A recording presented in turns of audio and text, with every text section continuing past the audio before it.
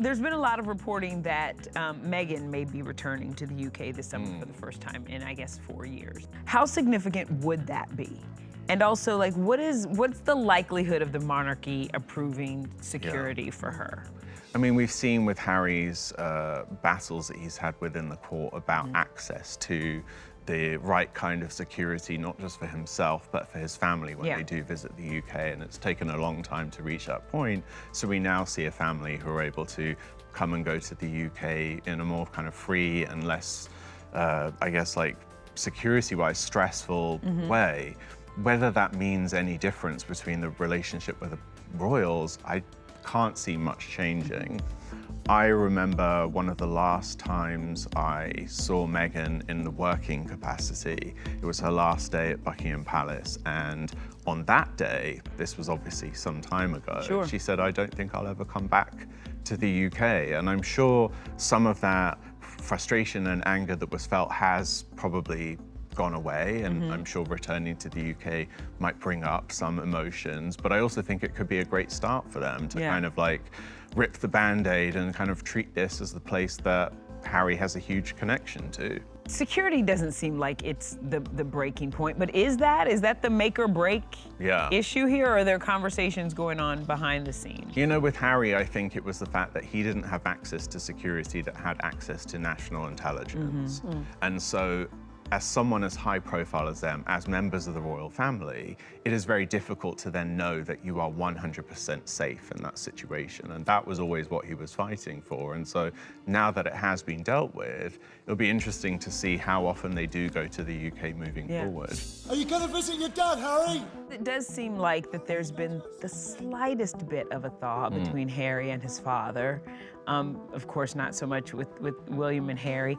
With Meghan, if she does decide to go back to the UK, is that something that you think could go a long way in helping repair this relationship? I think the first steps in repairing any kind of relationship between the Sussexes and the British members of the royal family is that it's all down to Harry. And we have seen a slight kind of, I guess, like crack in the frost. Well, they met. Between that was Charles and Harry, and I think that that's gone a long way in kind of establishing that warmth. Sadly, that hasn't extended as far as Prince William, who remains as the person with the door firmly shut.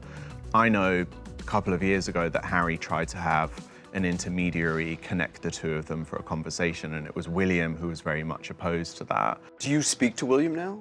Do you text? Currently, no. What's the likelihood of a reconciliation? Your best educated guess. A lot of time has passed since the kind of lowest points for Harry and Meghan and their experiences in the royal fold. With this addition of no security worries and the ability to come and go, I think it's inevitable that we will see some contact made on a kind of more family-to-family scale. I don't imagine William will be part of that, but I think given Charles has kind of maintained some line of communication with his son and is in a later stage of his life where perhaps is reflecting on things a little differently, it would shock me if we didn't see those tiny little baby steps continue. It would be nice to reconcile.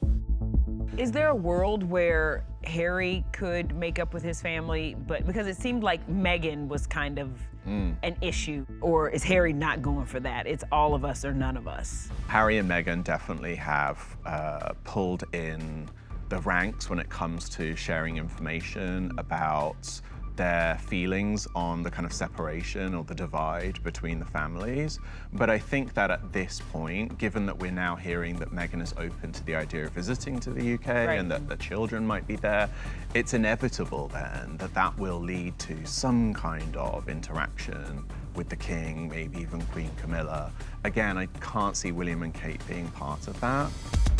While Omid has stepped away from Harry and Meghan's inner circle, the royal author hasn't stopped writing about the family.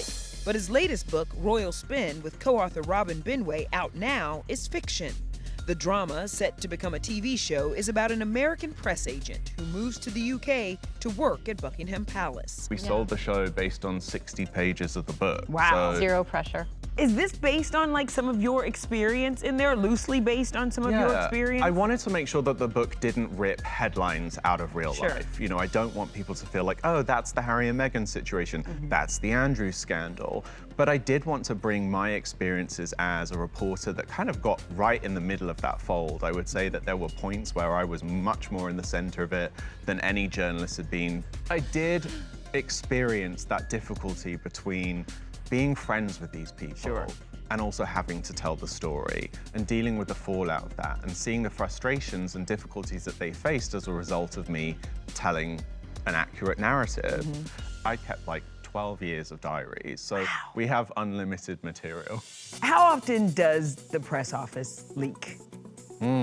Often. Yeah. Yeah, I don't think people would be surprised that a lot of the anonymous source quotes that have been on this show or in the British press or just in the press in general come from a usually stressed out publicist at the Buckingham Palace or Kensington Palace press office saying, listen, if you're gonna write this story, at least say this, but don't quote me. When I told Harry and Meghan's story in Finding Freedom and then pushed things even further in my book that followed, I had Prince William remove me from the press pack for quite some time because it was felt that I wasn't trustworthy enough to keep in that inner circle because what if the information goes back to Harry and Meghan? And so just like you see over here in the US, that access is often threatened. One of the things that we kind of explore in the book is like, what would it look like if we open the doors a little more, if the press have a little more access, a little more transparency, if the royals are a little more honest about the goings-ons in their life, there's less cover-ups. And I think those are all the things that have seen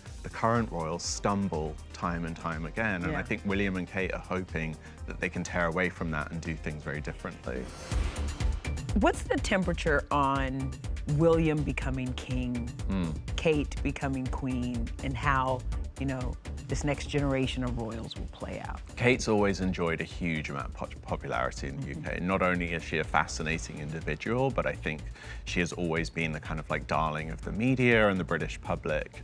I think also with the personal struggles and battles that she's had in recent years and overcoming the most horrific health challenges, I think has really kind of endeared her even more to even members of the public that have no interest in the royal family. And so I think that sets them up for a really great start for the day that they do become king and queen. You know, William's made it clear that he wants to do things a little differently, that this will be a slightly more stripped back, maybe a tie a little loosened version of the British royal family. And I'm really curious to see what that looks like. Because I think that that softening is what's needed. And while one generation deals with that future transition, what about the next king and queen's kids? I do kind of look at George and Louis and think William and Harry. Louis, he's bad sometimes. He's not, he's having fun. Always do, right? You know, we kind of saw that then. And I'm like, oh, are we seeing like 2.0? History has shown us time and time again that the heir to the throne lives a very different life to those that aren't. And I think that will always be William and Kate's challenge with their 3 children, is that there is one who has his purpose set out. He is never going to have to question his purpose in life. The other 2 need to go out and find that. And I think given the environment that they've grown up in, that does present all kinds of challenges. How will the press be at that point? Will they be just as in their lives as they were in Harry and William's lives? Or will they back off and allow these children to grow up in a safer space? All of this is unknown, but again, it goes back to this being the soap opera that we want to keep tuning in for because so much is still unwritten. They're the first kids that are coming up with social media as monarchs. Right. And I feel like this is it's a whole new ballgame now because again of that 24/7 news cycle and the idea that if you don't tell the narrative, someone else will make a narrative for you.